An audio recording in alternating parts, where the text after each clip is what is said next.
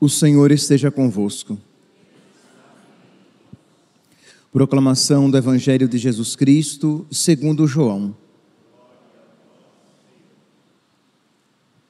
Naquele tempo, disse Jesus à multidão: ninguém pode vir a mim, se o Pai que me enviou não o atrai, e eu o ressuscitarei no último dia.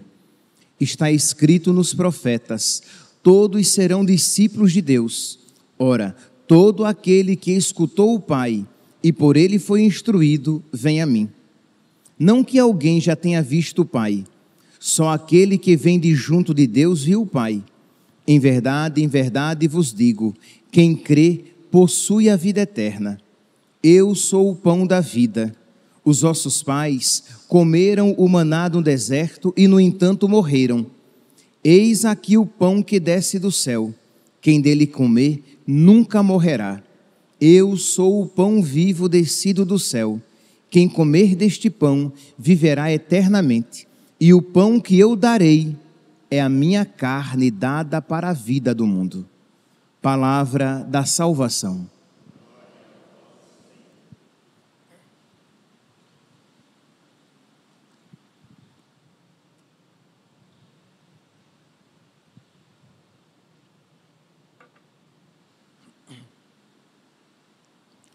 Caríssimos irmãos e irmãs, nós continuamos no capítulo 6 de São João,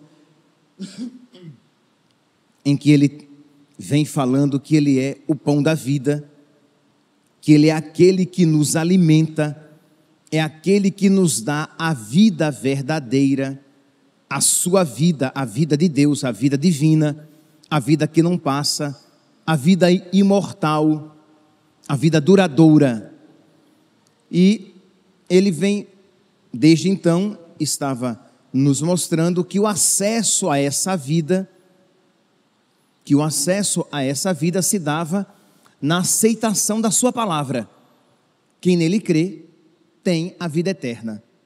Agora ele dá esse segundo passo, ele vai dizer explicitamente que ele é o pão descido do céu, quem dele comer nunca morrerá, que ele é o pão vivo descido do céu, quem comer deste pão viverá eternamente, e o pão que eu darei, percebe que agora ele usa o verbo, aqui na nossa língua, no futuro do presente, o pão que eu darei é a minha carne para a vida do mundo. Então aqui Jesus mostra, ele vai começar a aprofundar este ponto, que quem come a carne, que quem come a sua carne e bebe o seu sangue, tem a vida eterna, tem comunhão com ele. Pois bem, só que, meus irmãos, diante desta afirmação clara e crida pela igreja, porque há mais de 2000 anos a igreja, ao ler esta passagem, sempre compreendeu como compreende, isto é, que a Eucaristia é o corpo, sangue, alma e divindade de nosso Senhor. Isto é, quando nós comungamos o próprio Deus, comemos a sua carne, bebemos o seu sangue, recebemos a sua vida. Ora, diante disso, as nossas igrejas deveriam estar lotadas, porque as pessoas deveriam ter uma sede, uma fome, elas deveriam ser sedentas de Eucaristia, da Eucaristia. E não é bem assim isso que acontece. E ao mesmo tempo, as nossas comunidades deveriam estar repletas de santos, porque uma única Eucaristia já é suficiente para nos santificar. E por quê? Porque as nossas igrejas não estão tão cheias quanto deveriam, e não estão com tantos santos quanto poderiam. O que é que está acontecendo? Está acontecendo, meus irmãos, porque não estamos comungando bem, não estamos recebendo o sacramento como deveríamos. No início da leitura de hoje, João capítulo 6, versículo 44, Jesus, ele diz assim: ninguém pode vir a mim se o Pai que me enviou não o atrai. E logo depois no versículo 45, ora, todo aquele que escutou o Pai e por ele foi instruído, vem a mim. Então percebe que Jesus, qual é aqui o contexto? Jesus está falando a respeito do pão da vida, que ele é o pão da vida, que nós precisamos crer nele. Depois ele vai falar que nós precisamos comer a sua carne e beber o seu sangue, e nós iremos ouvir a resposta daqueles que estão ali presentes. Eles vão dizer que aquela palavra é muito dura, que ninguém pode acolher aquilo. E Jesus então já está aqui dizendo antecipadamente que nele crê quem foi atraído pelo Pai, que só nele crê quem foi tocado pela graça.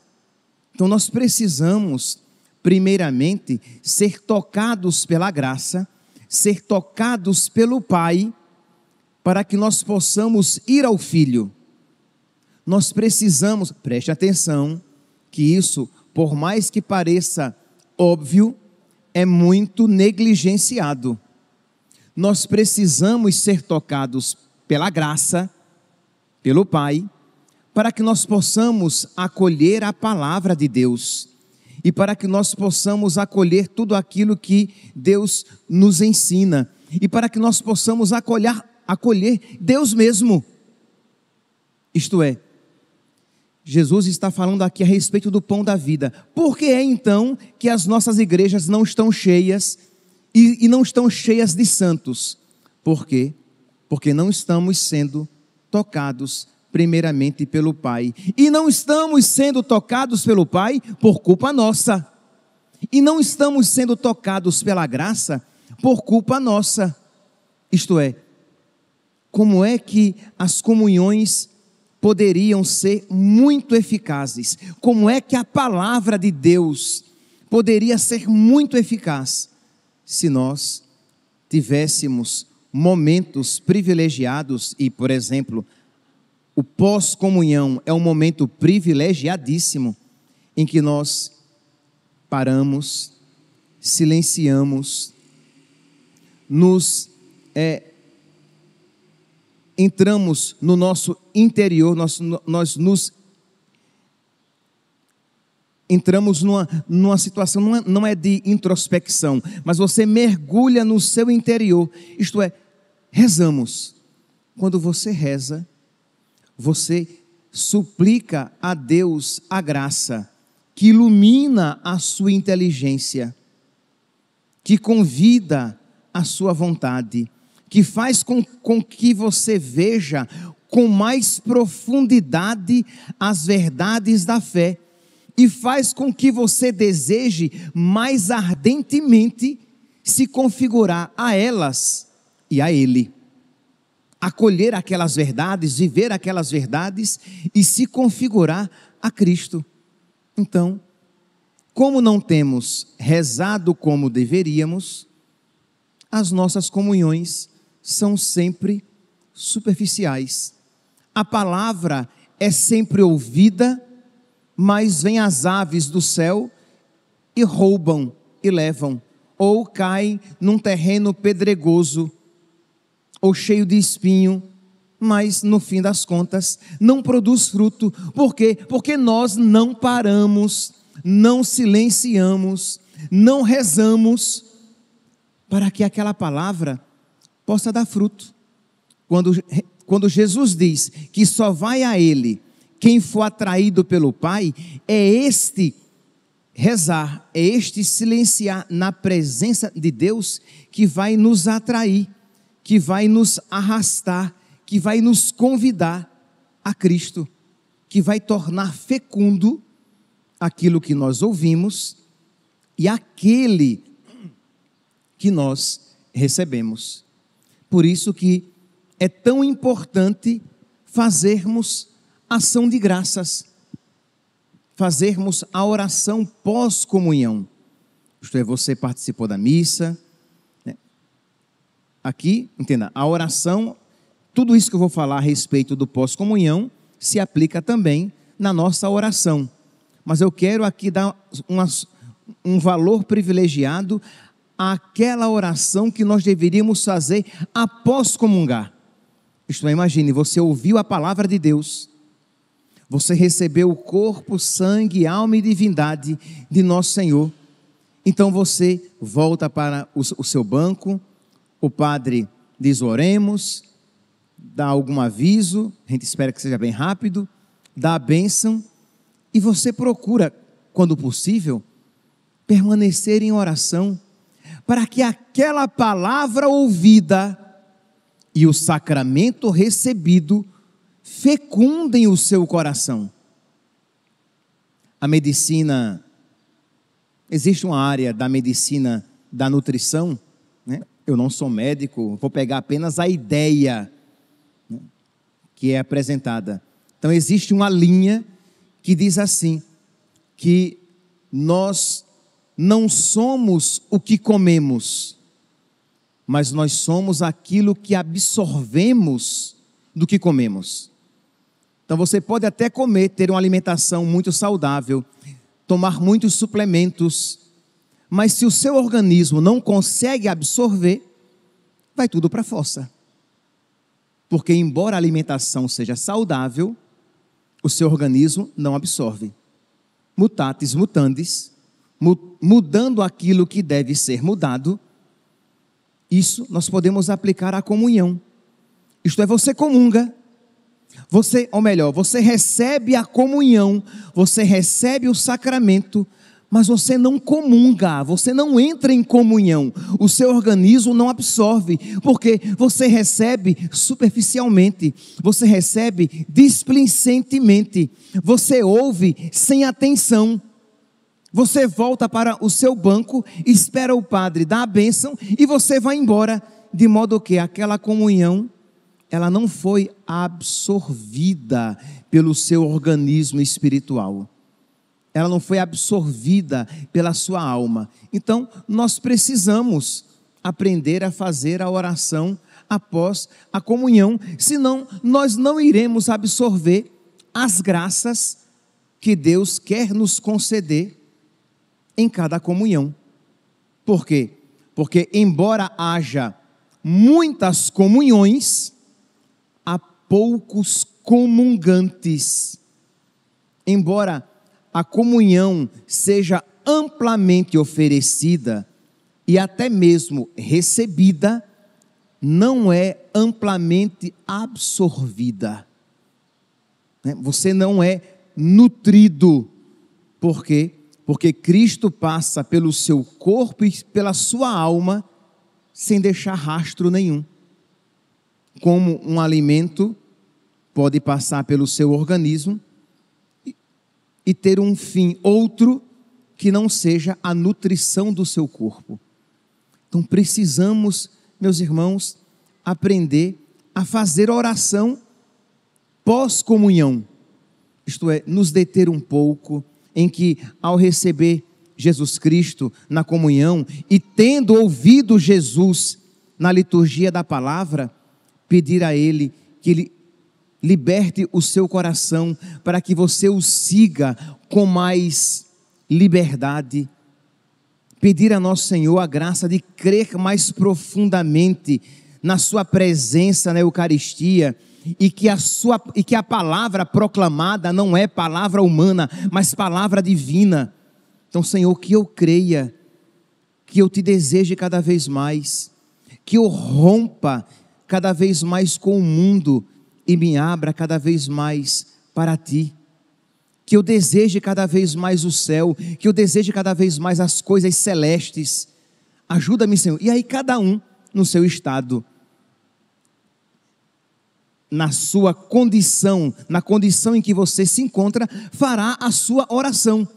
Mas precisa fazer oração, porque infelizmente as nossas comunidades muitas vezes são espiritualmente superficiais, porque embora estejam comungando, e aqui é óbvio, eu estou falando daqueles que estão comungando em estado de graça. Porque se você estiver comungando em estado de pecado mortal, você está recebendo veneno, desgraça, a sua condenação. Quem comunga em pecado mortal, comunga a própria condenação, toma veneno, vai dizer Santo Tomás de Aquino. Morte e vida traz em si. Então nunca comunguemos em pecado mortal. Mas mesmo em estado de graça, você pode comungar sem muita eficácia. Por quê? Porque você não reza, porque você não absorve, né, aquilo que Jesus quer oferecer a você em cada comunhão. Então, ao comungar, nós temos ali mais ou menos em torno de 10 a 15 minutos em que as espécies eucarísticas estão ainda materialmente presentes, e você tem um toque físico de Jesus. Jesus está fisicamente presente, tocando o seu corpo e tocando a sua alma. Então aproveite isso, reze. Padre, mas eu não sei o que rezar. Pois diga isso: Jesus, conduze-me às águas mais profundas, porque eu não sei rezar. Tu estás aqui em mim. Então você está fazendo o seu ato de fé. Tu estás aqui em mim, e eu creio que tu estás aqui em mim, mas eu não sei nem o que falar, eu não sei nem o que rezar, eu não sei nem o que pedir. Ajuda-me, Senhor, ensina-me a rezar. Eu percebo, Senhor, que eu te amo tão pouco, eu te amo tão frouxamente. Ajuda-me, Senhor, a te amar mais. Eu percebo, Jesus, que eu vou à missa, que eu entro na fila da comunhão, que eu te recebo, mas eu não te recebo apaixonadamente. Eu não te recebo te desejando como o mais desejável de tudo, mas eu entro muitas vezes no automático. Ensina-me, Senhor, revela-me interiormente que tu és o tesouro mais precioso, e que quando eu te recebo, eu recebo a maior graça que se pode receber, porque eu te recebo a ti mesmo, corpo, sangue, alma e divindade. Trabalha, Senhor, trabalha em mim, no meu coração, nas minhas limitações. Liberta-me, Senhor, das minhas fragilidades, da minha mesquinhez, da minha preguiça, da minha tibieza, da minha superficialidade. Ajuda-me, Senhor. Então cada um, segundo o seu estado, a situação em que se encontra, você vai rezando, e não tenha dúvidas de que quanto mais frequente forem esses encontros, e quanto mais perseverante for a sua oração, Ele vai trabalhando na sua alma, conduzindo a sua oração, aprofundando a sua intimidade com Ele e santificando a sua vida. Que nós então, meus irmãos, peçamos a Deus que Ele nos conduza cada vez mais a Jesus e nos conduza num caminho de mais fidelidade, amor e profundidade. Louvado seja nosso Senhor Jesus Cristo. Para sempre seja louvado.